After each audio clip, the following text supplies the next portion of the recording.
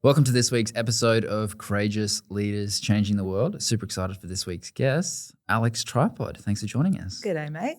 G'day. I never say good day. I don't know why I say Back good in day. Australia I think a week it's and the you're hat, like... mate, the hat. It just makes me want to say good day. You need some of those hangy bits. So the name of the podcast is Courageous Leaders Changing the World. What's been a time that you've had to summon more courage than any other time? Oh, what a great question. Do you throw every... That's the only question that we have. Oh, well. Can you ask it one more time? So what's been the time that you've had to summon more courage than any other time in your life? I feel like it's really hard to pinpoint one time in the last 9 years because if I'm being really honest, my success has been courageous decision after courageous decision after courageous decision. I would say that my capacity to make courageous decisions now is a lot easier than it was in the first couple of years. So potentially one of the most courageous decisions would have had to be quitting my job without one paying client, taking out a $20,000 loan and investing in a mastermind 9 years ago.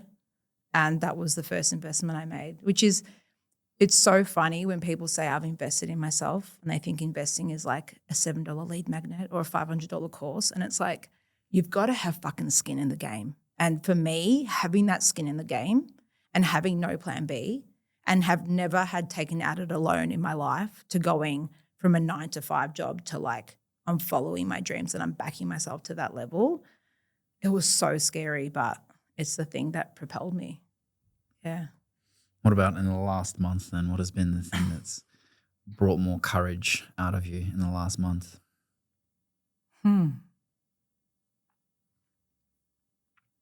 God, another great question. In the last month, it was funny. I was having a chat with Vu today on WhatsApp and we were talking about sacred pause. And I feel like at the moment I'm having like sacred pause. So if I'm being really honest, there hasn't really been any courageous decisions. I mean, I did make a $120,000 investment last month, but again, it's so weird to think that doesn't touch the sides anymore. I'm like, oh yeah, that's a logical decision. So I guess the most courageous decision I've made recently has been to allow myself to not take action out of fear of losing significance in the industry and allow myself to be in this sacred pause and not feeling like I have to always outdo myself every year. Because comparatively this year, from last year, tours, 500-person event, making a movie, this year's just felt so chill and I'm almost slightly bored. Almost slightly bored. I was having a conversation with Nat this morning about being bored in business. Right. It's interesting, you know, the more sustainable that you create in a business, the more that you yearn for creativity. And, you know, the more sustainable a business is, the more boring it is. Yeah. And it's this thing where most people, especially when they become ultra successful, they like to just burn it all down because they're not using their creative juices. Because it's so sustainable. They've done all of the strategy things to be able to grow it and scale it and take it to the next level. But, you know, their aliveness just isn't there anymore. I've had to be really acutely aware of this. Like, so I now try to be really proactive. So it's like, okay, what would I be doing if I had a property portfolio of $10 million? What would I be doing if I had $1 million liquid cash? What would I be doing if I was vibrating in the fifth dimension? Okay, cool. I'd be creating more raps. I'd be creating like this. And it's always self-expression and things from the heart. So, okay, why am I allowing myself to do this now? Why am I bored? Why am I learning to play the electric guitar or rap? So like tomorrow I'm in the studio with Johnny Sonic and I'm creating 3 new raps. So I'm like, it's the same thing as like boredom in a relationship, right? So we'll unconsciously create a drama or a fight to create connection before personal development, you know? And now you're like, oh, that's what's happening. How can I proactively add some excitement? Do we need to do something? Do we need to go on date night? Do we need to create connection? Yeah, but it's a journey. Yeah. There's this interesting thing that plays out for people that are in personal development, you know, being bored is often just being disassociated. Wow. It's like this mechanism where we just say, oh, I'm bored of this. It's like, oh, well, we're probably just not connected to it. We can create a deeper sense of connection to that thing. We bring that forth, we re-engage with that thing, then it brings forth that more aliveness for us. Yeah. And part of the issue for most people with their business is, they create a business that they're so disconnected from because they build so many team that actually create the separation between them being on the forefront of it, that it then creates this disconnection from their creativity. And when they reactivate that creativity, whether that's rapping or whether that's creating a new offer or it's doing something they've never done before, that starts to bring forth their aliveness, and that actually amplifies the sustainable part of the business in many instances. And it becomes 100%. that integration of those two things that allows us to be able to, actually, have our cake and eat it too, rather than just say that. I love that you share this because it's interesting. I built a funnel of basically like for my movie at the start of the year, and that brought me in $1 million in sales in less than 11 weeks, which is pretty incredible. Did nothing. And then it started dwindling, and I noticed myself delegating like, oh, social media manager, Vibes Creative will do this. And like the less and less I was on my platform, I was like, this is sweet. I can go off online and don't do anything. And so all of a sudden I was delegating everything. And because my aliveness and my juice wasn't in my business anymore, all of a sudden the back end stuff wasn't working anymore.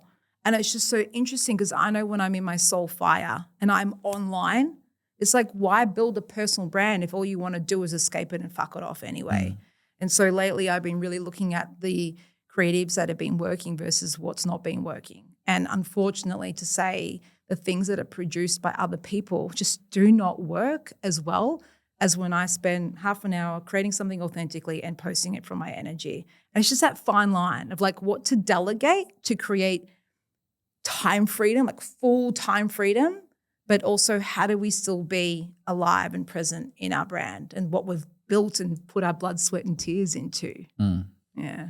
Yeah, like there's no trumping energy. It's like if you're the one who presses post on something, there's a different energetic frequency to it. And that's the trade-off. It's like, do I delegate that or am I in a season where I'm the one who's actually doing that? I remember, must have been like 2 years ago, I'm like, all right, delete every social media app from my phone. And it's like, everyone else is doing everything. Right. And then full cleanser. Full cleanse, yeah. And then it must have been maybe like a year later, I'm like, all right, now I'm doing the posting again. It's like, now I'm pressing post. It's like, all right, they're doing all the things. I get it. And I go, okay, cool. Change that tiny little bit, put a little bit more of my energy into it, post. Yeah. How do you see that playing out in terms of people over-relying on AI moving forward then? It's so interesting because when I love using chat and I love AI, and like you named it, nothing trumps authentic energy. And when everyone's got your beautiful chat creating you the most incredible sales opt-in funnel and the most incredible copy and the most perfectly articulated hooks and this and scripted reels, let's say we've got access to all of that. Well, then who wins? Who pops out? What's the personal brand that pops out? It's going to come down to someone's personal energetic frequency, someone's authentic energy. So where I see this going is it's going to get to a stage where, and we're already seeing it, like everyone doesn't, it's very rare that you will see a written post that's not perfectly curated with AI. I'm not dissing it, just saying, like, use chat, but fucking clean it up, guys, right? We're going to get to a place, I think, where everything is so perfectly curated that then kind of like, how do I put it? I feel like this happened in COVID where everyone went to like, oh, everything can be done online. We don't need to be in person anymore. And there's like, oh, fuck, I miss human interaction. I need in-person events again, right? So we're going to miss the human interaction. We're going to miss the authenticity. And I think that's the personal brands that are going to start popping again. I think I saw Tariq, some guy I know in personal, he's awesome. And he wrote, those that are writing their own books and not using AI to write their books, I promise you years from now, your books are going to be the most like loved and they're going to, and I I have to agree. Mm. Like I bought a book the other day and it was from a really well-known leader. And the first few pages I read and I'm like, it's fucking AI. How? And it was about being magnetic. I'm like, what is going on right now? I was a bit shocked, to be honest. Yeah, it's interesting. You can kind of pick up on it as well. I had a client send me through an offer document and I was like, oh, I'm like, how AI enhanced is this? Yeah, right. And he's like, oh, the bullet points for me and the rest was AI. And I was like, yeah, I can feel it. I can feel just the way that it's written, the certain frames that AI uses. It's like, if you're selling from stage, it's like the greatest thing that you can do is to be able to build your own frames that no one else uses. Yep. It's like Yep. one of the frames that I use is like, you've got the thing that you know that your soul wants, but then you just got to get your human on board with it. Most people try and get the human on board with it. Sometimes you don't need to get your human on board with it. It's just like you just do what the soul wants. Beautiful. Because what that then does is it creates this capacity for people to recognize, okay, cool, well, what am I choosing? Am I choosing my soul path or am I just choosing all of the bullshit stories and narratives around, I don't have money, I don't have this, I've never taken out a loan in the past, I've never done all of those things, creates a very, very, very clear and unique pathway to be able to go, okay, cool, this is the path forward. And, the people that are going to succeed the most, if it's personal brand based, it's like they're going to be the most creative people. They're going to be the people that are putting their energy into it more than anything else. 100%. And you kind of touched on the other point of like, we're kind of shifting from that online information era to more of an experience era. It's like we're shifting. And what happens when every single person has all the access and information in the world at a tap of a finger? Like we already did with the internet and Google, but this is like on crack. Like you ask anything and in a nanosecond, you've got a carefully curated thing to your niche. Yep. It's like we're going to feel it energetically. Yep. And that's why arrogantly I'm not even afraid. Because if my obsession is raising my vibration and frequency, we're going to see it 2 years from now, 5 years from now, people using the perfect strategies and the perfectly curated things. Why is it not working? Well, is your emotional frequency in alignment? Is your belief systems in alignment? What's going on internally to make the strategy not work? Yep. So it's kind of exciting for people like us. Yeah, it is. Yeah, it's going to be that experience where, people are already starting to hide behind AI. Your energy speaks louder than any words that you say, and people are already hiding behind AI. It's like, all right, well, this is all AI. This is AI over here. Yeah. And it's just like, oh, well, it's not landing. Well, there's a reason for that. And think about like how many people want to be the authority in their space or be a leader or have great, so it's like, okay, you're hiding behind AI. You're using AI to do everything. You sound fucking clever and intellectual on the internet. Yet I put you on stage and you try to facilitate a whole room on your expertise for a whole day and you freeze because all of a sudden you don't have ChatGPT to rely on. You've got to rely on your own embodiment and codes and intuition and what you've learned over the years. And this is the problem with like slip, slop, slap. All of a sudden I'm a professional brand in 1 month versus embodiment. So I am really excited because it's actually going to start splitting apart in the industry, the smoke and mirrors versus those who are actually deeply embodied and committed to a greater cause more than just their bank account. I agree. Yeah. Fun times. Yeah, fun times. I mean, it might take a while for the adjustment. It might get messy in between. Yeah, like there's already that kind of splitting where the kind of the middle is falling out of the industry. So there's people that are already kicking goals that keep going up because they can actually utilize AI but bring their energy to it. Whereas people in the middle are outsourcing their power to AI. They're trying to scale faster. Yeah, trying to scale faster, but they haven't got the level of ability to be able to hold it in their nervous system. So it doesn't actually work. So all of those people actually just go backwards. Yeah. And then all of the people that are coming into the industry, they still come in. Some of them that have a foundational level of embodiment are going to move through, but then all of those people, they churn through as it is. I want to ask you about nervous system. So I want to ask you a question. Right, hit me. So I don't know about you, but I feel like in the industry, all I see now, maybe it's just the coaches that I follow, Everyone wants to talk about the reason that you can't make money or that you're coming into money and you can't hold money, you don't feel safe to make money or hold money is because your nervous system. And to an extent, of course, that's true. Absolutely. Like if you're not familiar with money, you'll unconsciously find ways to spend it. Your body doesn't feel safe.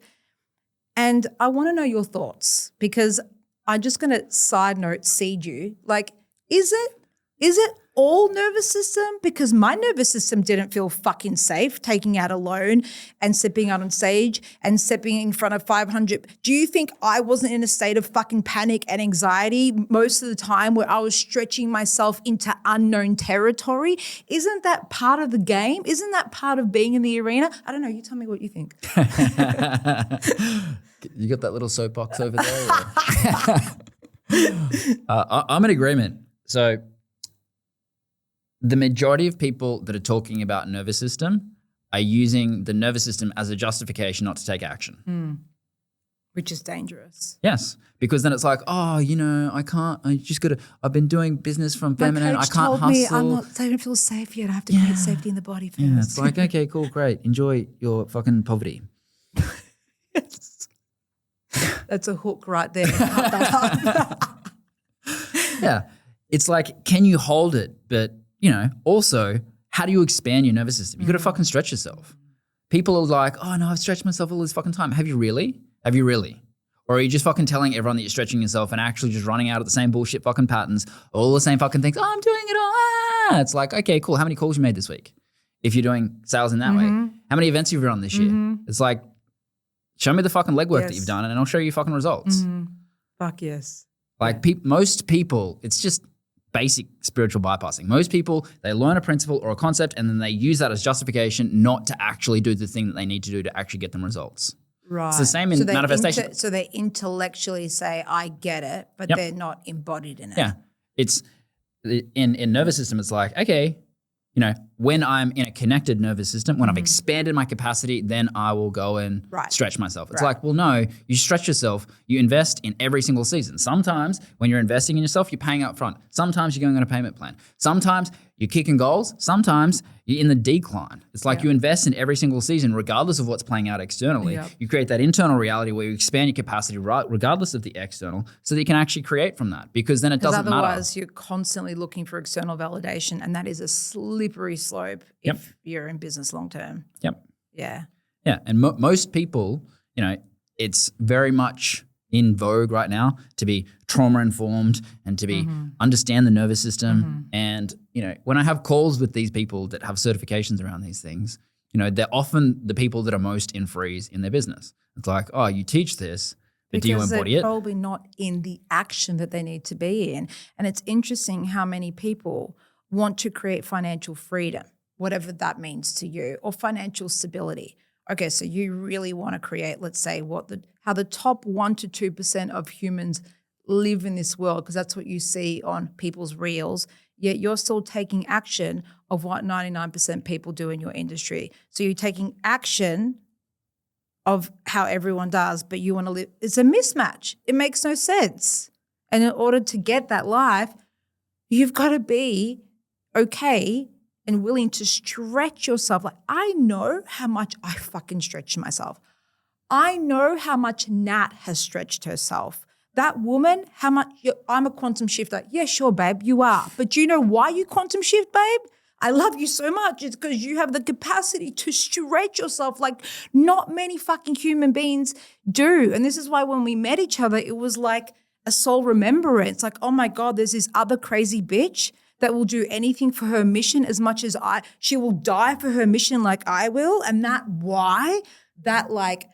I will die for this. I stand for this. That's what pulls us to do crazy fucking shit. And I don't think people maybe they don't do the action that they're meant to take. They're not willing to step into the unknown and take that courageous step because they haven't activated their why far beyond their bank account. Their why is still playing fucking small. It's not going to be enough to leverage them to fully be seen and playing in the arena. Yeah. Yeah. It comes back to, whatever circumstance that you're in, it's irrelevant.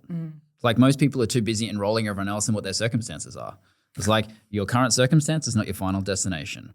Where you're going is way more important than where you are right now. Yeah. It's like, how do you expand the capacity to be able to go regardless of what's actually playing out, regardless of all the feedback that you're getting from your bank account in that moment, from your social media in that moment? How do you have such crystal clear clarity of exactly where you're going that you just keep going regardless?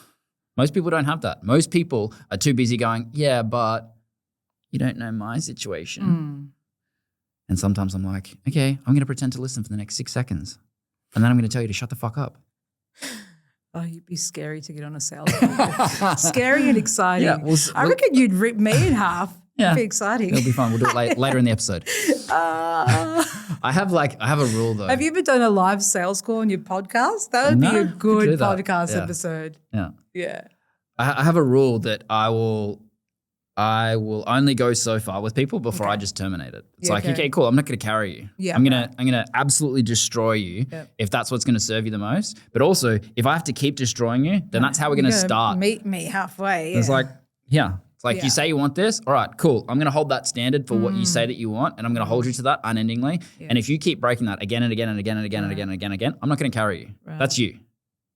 But would you say, because you work with a lot more, what's your caliber? Because I look at you and think you have a lot more higher level coaches. Like you're the coach's coach.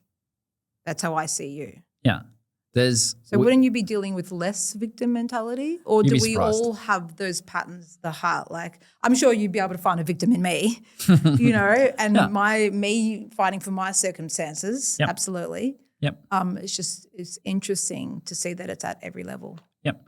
Yeah. Caroline Meese talks about the 4 universal archetypes. One of them is being the victim. It's like It's one of those core archetypes that comes back again and again and again and again. And every single time that you're leveling up, you're actually going through that. It's like wherever you're being a victim in your life is keeping you where you are. So it's with the area that you're not taking the responsibility, because the way through a victim is to actually take responsibilities. It's to bring it back to you. Victim is external. Responsibility is internal. As soon as you can create that internal reality, then you can actually move through it. Every single time that you level up, it's because you've gone through that. It's not because you've avoided that. It's because you've gone through it. Most people are like, the obstacle is the way. But it's like, okay, yes, but are you fucking living that? Yeah. Are you living literally going, this is the most triggering point. Let's go there. Most people are just like, there's a trigger over there. Let's go over here. Yeah. Let's just talk about nervous system. Yes, I do nervous system. I help all of these people. It's so amazing. Yeah. So like knowing everything that you know, and I sometimes look at this for me as well, because a lot of people would look at me and be like, she's a manifestation coach. She would never come up against stuff. I'm like, are you kidding me? But knowing what you know and knowing that, like, even just like with your holographics and how like obsessed you are with this work and the nuances of everything, how do you ever have stuff coming up? And how do you deal with it? And do you sometimes... it's my one. I want to know, are you human? Do you sometimes have things where you're like, fuck, I could have done that, but I chose this? Or do you feel like you're really well equipped that you're really refining your human experience better and better? Great question. There's definitely the piece of still being very, very, very human.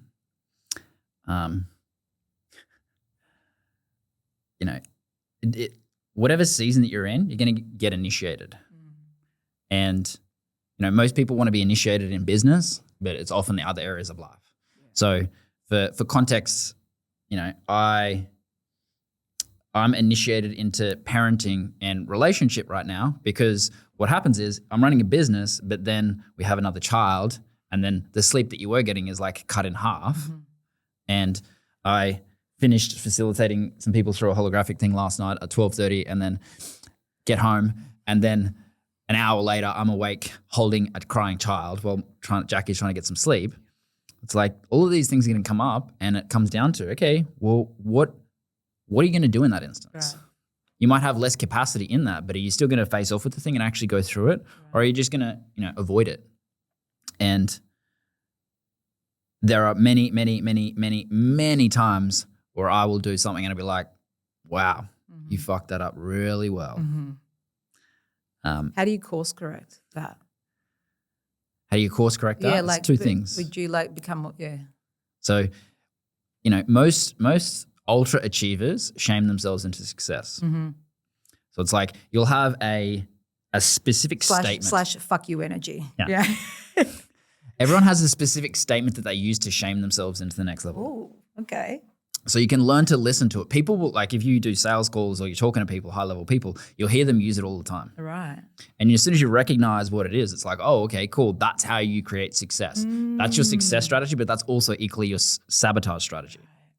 So what happens is someone's going to say something like, mine is get your fucking shit together, cunt. Right. So I'm like literally running an event. I remember I was in Nat's container and I'm selling all of her clients on holographics. And I'm like literally facilitating. And then I recognize in that moment that I'm fucking something up. So literally in my mind, I'm like, get your fucking shit together, cunt. Get it together. Stop fucking around. You're gonna fuck this up. So in your mind while you're facilitating. Yes, in my mind. Yes. This is normal. So in that moment, that is the strategy for success because it forces you into that direction, but it's also the sabotage strategy. Right. So in that moment, the way that we move past that is with two things. Number one, compassion. Mm-hmm. You go, my little ego is here finally. Amazing. I'm about to break through. If we only bring that, then often we just spiritually bypass. Right. But if we bring curiosity as well, then we're like, I'm curious around what's playing out there. What's underneath that piece? What age am I responding from in that moment? Because chances are there's something frozen at that age which has me respond from that age, which means that I'm showing up as a 3-year-old in that moment rather than the adult that I am. When people bring only curiosity, then that fucks them up too, because then they're like, oh, I need to know why. There's so many people out there that are just like, all right, so why am I doing this strategy? I remember I was sitting with this coach. He was teaching us selling from stage. He's like, you know how, masters are what they do. They do things in like different ways. He's like, oh yeah, I remember I was selling from stage and I was selling with this other guy and, we're selling this $5,000 thing and we sold 2,000 of them and everyone literally gets out their calculator to be able to work out how much it is. And we're like, oh, wow, I know it's going to be a big number. So now I've lost my train of thought. Come on. Compassion and curiosity. Yes. So what happens is I'm like asking him this question and I'm like, why do I do that? Why do I do that? And he says to me, he just goes, you don't need to know why. That's irrelevant. You needing to know why is you getting slowed down. Yeah, wow. It's like, just do the thing. It's like it's almost we are in overdrive of curiosity. Yep. It's like a little bit narcissistic. Yep. It's like we're living in here.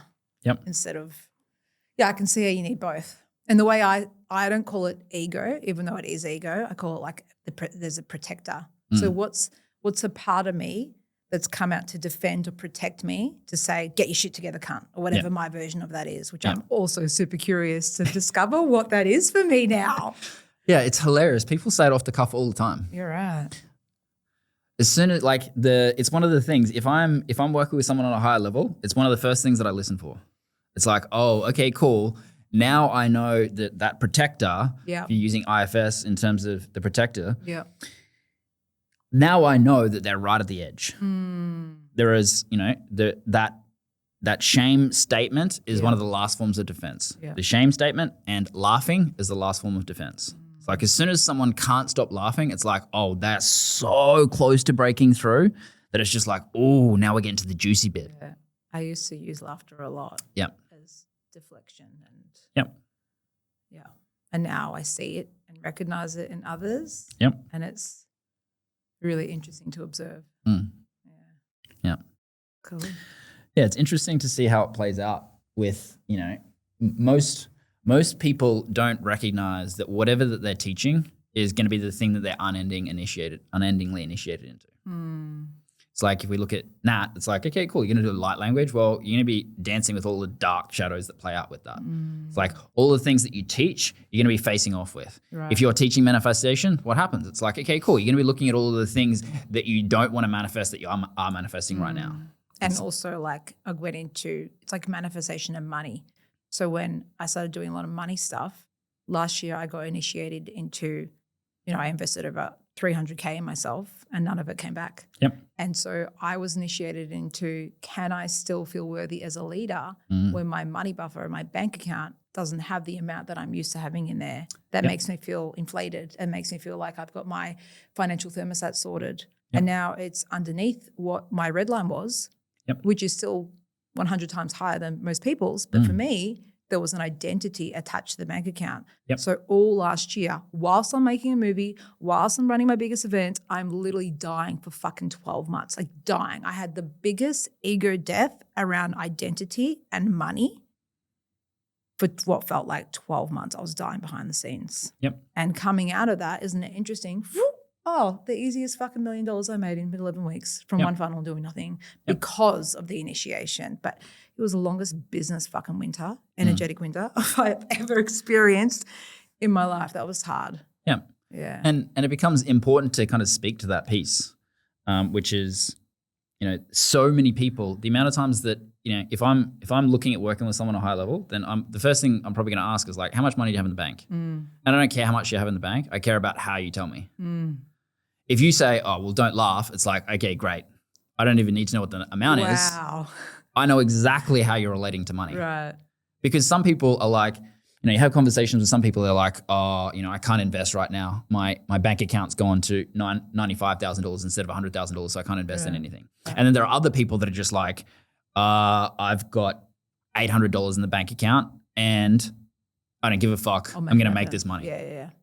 It's got nothing to do with that and everything to do with how you relate to that. Yeah. And the biggest issue that plays out with social media and coaches with their bank account is the shame that they have around where they are. Because as soon as you associate the ups, you get elation, you feel really great when it's high, and then it goes down and then you crash and then you keep shaming yourself and shaming yourself and shaming yourself and shaming yourself. That creates huge limitations because your business bank account goes like this. We want it to go like this, have an upward trend. Also, imagine I wonder how different the coaching industry would be or personal development industry as a whole if everyone had at least 100K in their bank account. And I say this because I don't think most coaches have more than 10K in their bank account. And how much of our marketing is just coming from this needs to work. It's a scarcity frequency. And is that actually divine service? And I'm not saying like, I'm just in divine service. I don't offer my shit for free. Like, of course I like to get paid for my services. But I also know that when I have over 500K in my bank account, my launch doesn't need to work in order for otherwise I can't pay rent. Otherwise I can't do X, Y, Z. It's a cherry on top. My launches are a cherry on top. So it's exciting to think of an industry changing like this. And it's also painful to scroll and watch the 3D scarcity marketing. It just feels dense. And I feel like people are less likely to really speak their truth and trust their channel because they're trying to create what they think is going to work instead of doing what they love. Like, for example, tomorrow I'm going into the studio and creating a wrap, and it's going to be a landing page wrap for my new launch. So I'm wrapping the marketing video. I don't give a fuck. And it's like, is that how it goes? I don't give a fuck. I don't give a fuck. It's much better than that. It's much better than that.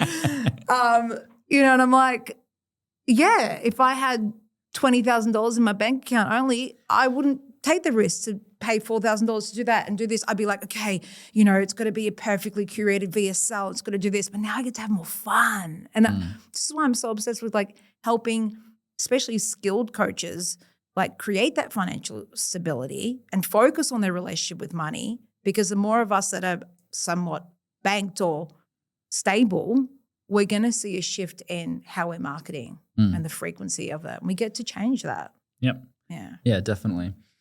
That's why I talk about, invest in every season that you're in.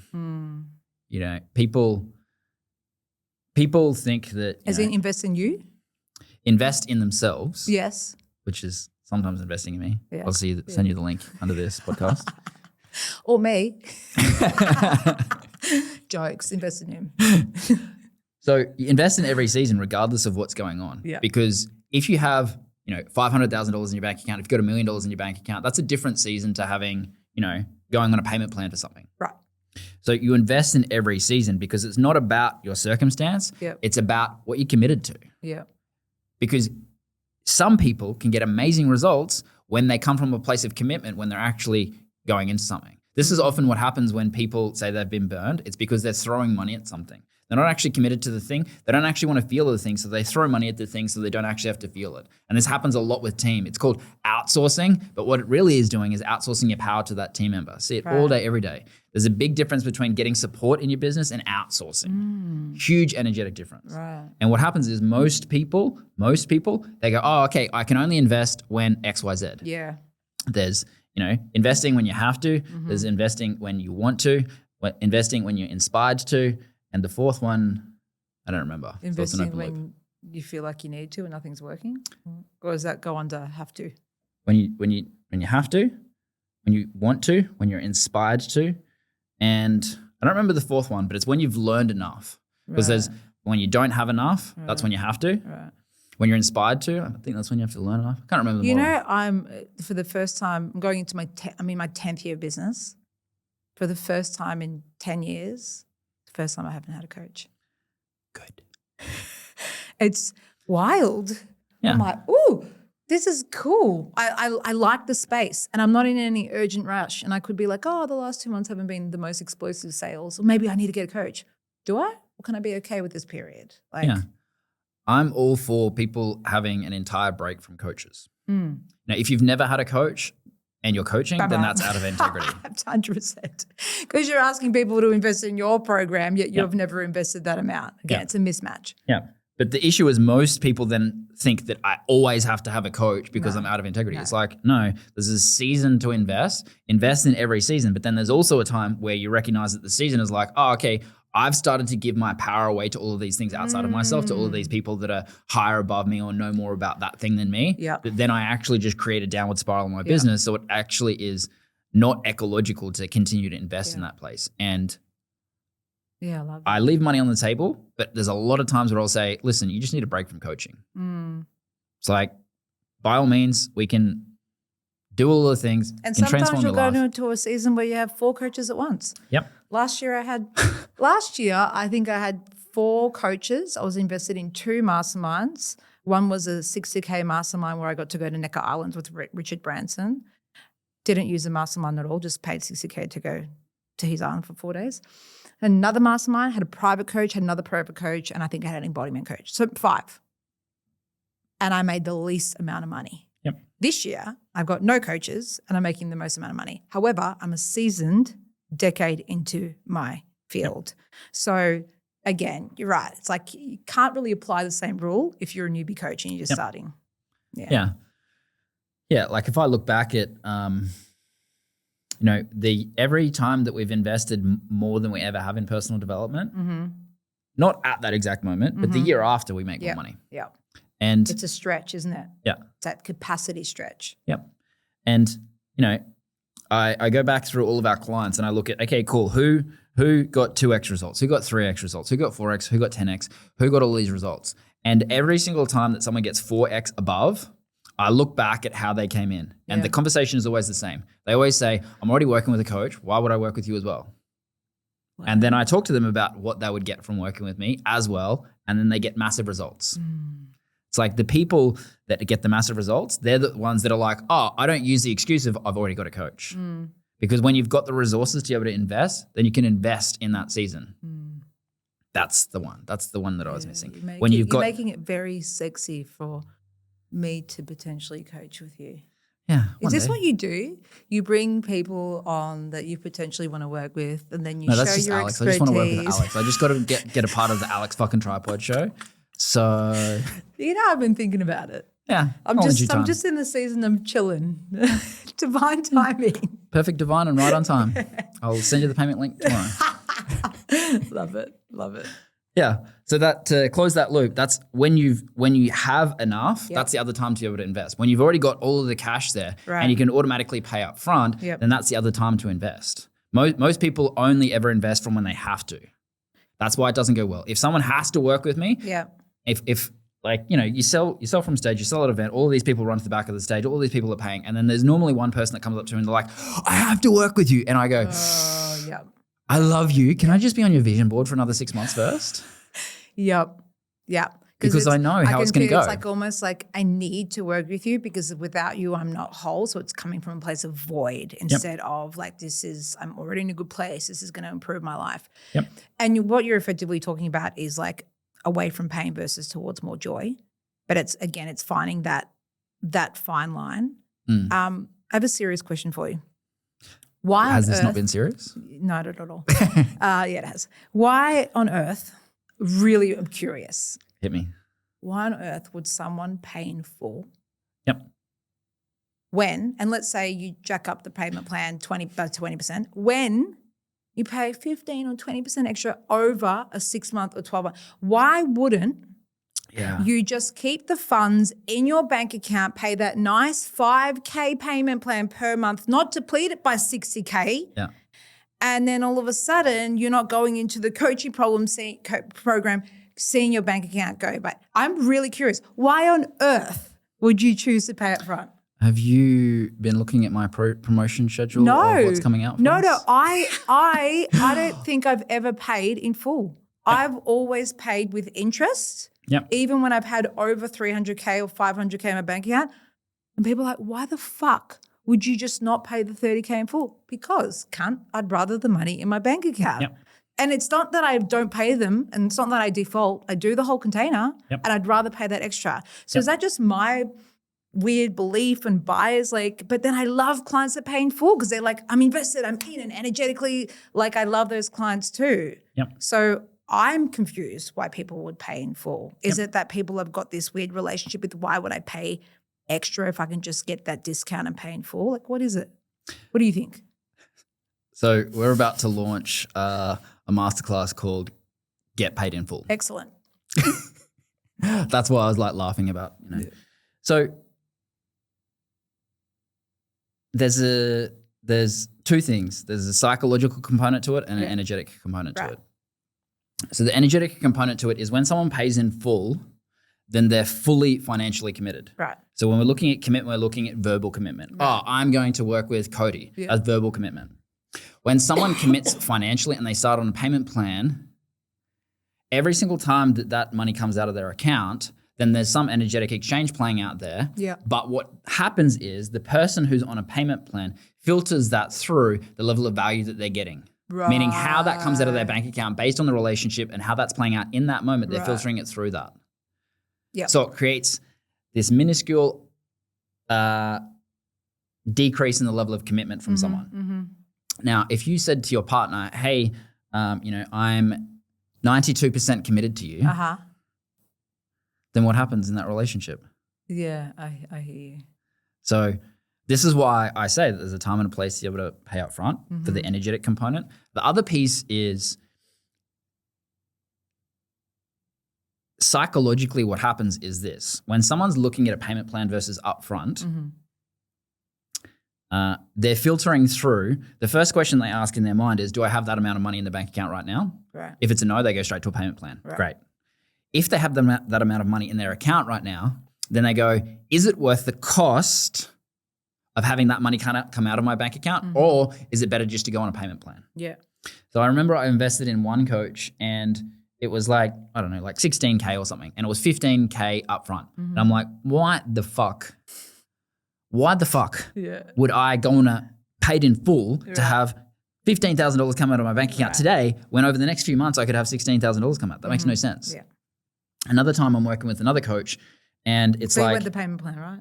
Sorry? I went the payment plan in that instance. Yeah. Another time I'm working with another coach and he goes, all right, this is what it is. It's like 30K up front or it's 45K on a payment plan. And I'm like, I don't want to pay $15,000. That makes sense. To do this. I would pay up front, 100%. So in my mind, in that moment, I go, okay, I've got that money in my bank account. Do I really want $30,000 to come out of my bank account today?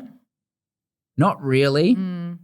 But I'd prefer that to paying $45,000 over the next 12 months. That's and you know what's also really interesting? A lot of the American coaches that I'm seeing right now that are doing $500,000 cash months and $1 million cash months literally there's payment plans available, but it must be all fully paid before we start. So a lot of them don't have payment plans available. And I'm like, wow, I'm so curious because like, have they just got their messaging so dialed in that they don't attract like how are they just getting 30K, 50K, 60K, 80K paid falls? That's like, I know that's my next level, but I'm like, you know, I'm not going to lie. Like I have a whole sales team and yes, we get the occasional resource and pay in full. And also a lot of people are needing finance and payment plans. And if I didn't have that available, I reckon 90% of my programs would be empty. So I'm all for these incredible humans that are ready to pay like that, but it blows my mind. It's like, is that a self-worth piece? Is it a belief system? Is it like they're all just playing on a whole new level? It's mind-blowing. Yep. Yeah. Yep, it's an energetic app. Yeah, right. Right. Very simple. Is it? Yep. But my fear is if I put something in like that in place and I cut out all these people that I'm meant to serve and they can't access me. Yeah. Yep. There's a cost either way. Yeah. So, you know, biggest mistake that most people make with business is they make their decisions from scarcity. It's like, well, what about all of these people compared to, well, what's the highest standard? Yeah. What happens when you only offer people to pay up front? Then that dramatically shifts the brand 100%. and you dramatically get better testimonials. Yeah. So the cost is early, but then the payoff occurs over a period of time because you get branded as someone that, you know, only people work with them up front. Or you have payment plans which are so outrageous where it's like, oh, well, you know, it's 20 grand paid in full or 40 grand payment plan. Yeah.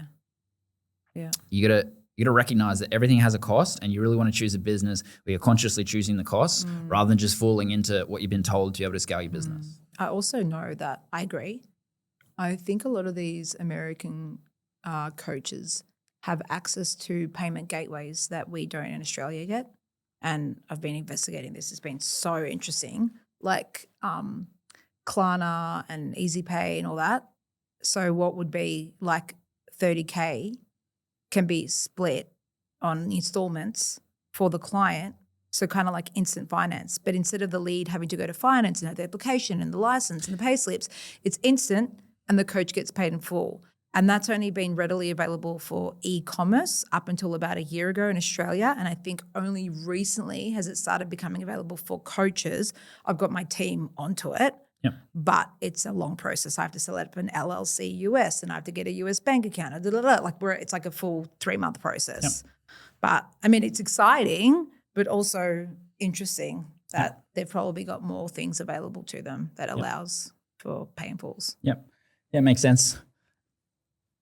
Australia's got to catch up. Yeah. Wow. That's part of the reason why I want to move to US for a bit, because I feel like I'm going to sound arrogant here. I feel like after 10 years, I'm a little bit of a bigger fish in a smaller pond in Australia. And I want to be a nobody. I loved being in LA and being a fucking nobody. I love being a small fish in a bigger pond and how that forced me to expand. And it was just normal to meet people on the streets with 500K followers and 1 million followers. And like, I'm a fucking nobody there, you know? And normally my ego wouldn't like it, but I kind of liked it. Yeah. Yeah, that's the thing. It's honoring the season that you're in. You know, sometimes it's good to be the big fish and sometimes, you know, growth occurs when you're the small fish. What do you do to expand yourself? Apart from having a second child and waking up every hour and then continuing to show up and do the podcast. Okay, I see how you expand yourself. Yeah. But how else do you expand yourself? You expand yourself by initiating yourself unendingly in whatever it is that you're teaching. Right. So, you know, before every event or any time that I'm facilitating someone through holographics, I facilitate myself. Ooh, it's like that's cool. The biggest people eat their own medicine unendingly. It's like, what is the medicine you teach? Well, you eat it first. The shaman eats their medicine first. You eat it first. You initiate yourself into a deeper level of embodiment with that. That way, as soon as you start to talk about that, you can only do it from an embodied place rather than a a place where you've been there in the past. That's what most people do. They get to this place where they've got a certain level of success. They stop eating their own medicine, which means they become complacent, and then their energy starts to become diluted, and then they wonder why it's not working. Oh, yes. It's that lack of integrity, right? Yep. It's not like I created success once and now I can sit on my throne and talk about it from this hierarchy place. It's like, no, I'm going to continue to be embodied and know that there's always nuances to the game. Yep. Yeah. Yeah. Love that. I think that's the perfect thing to wrap up on. Cool. It's been a blast. Awesome. Thanks for having me on. Yeah. Thanks for joining us. I'll send you the payment link later. Send me the video code. So good.